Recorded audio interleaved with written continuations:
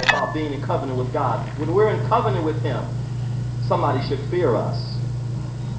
Notice this verse here. I believe here, I'm kind of lost my track here. Oh, here I am. I'm in chapter 9. Notice after the flood in 9:2, God says to Noah, the fear and dread of you will fall upon all the beasts of the earth and all the birds of the air, upon every creature that moves upon the ground, and upon all the fish of the sea. They are given into your hand. When we're in covenant with God, people ought to fear us.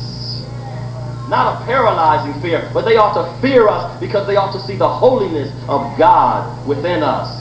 They ought to fear us. They ought to respect the church of God. They ought to respect the saints of God. Even if they don't believe the way we believe, they ought to fear us because the fear and dread of God ought to be upon us.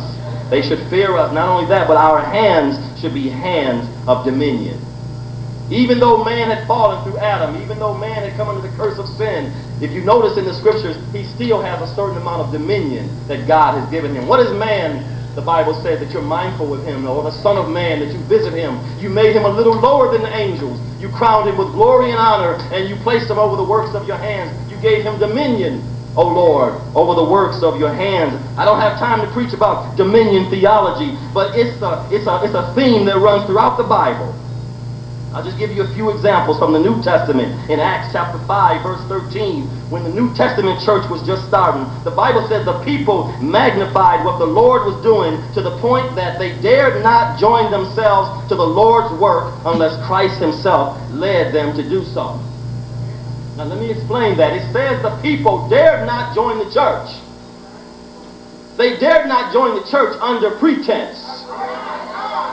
That's what it says in Acts chapter 5. It says the fear of the Lord was so much upon the people because of what the apostles and disciples were doing. It says that they dared not join the church under pretense.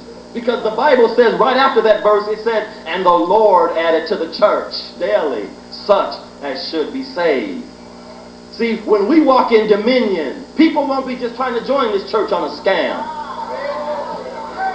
When we walk in the dominion that Christ has given us, people won't be coming up here trying to use the church as a pimp station.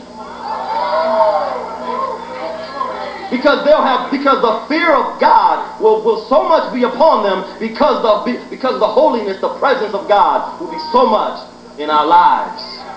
That's what is meant by dominion. Then there's another case in Acts 28. I can't go into the whole thing, but Paul and some other people had landed on an island, and the Bible says it was cold, it was wet, and the Bible says that Paul was getting some wood for the fire, and the Bible says that a viper, a snake,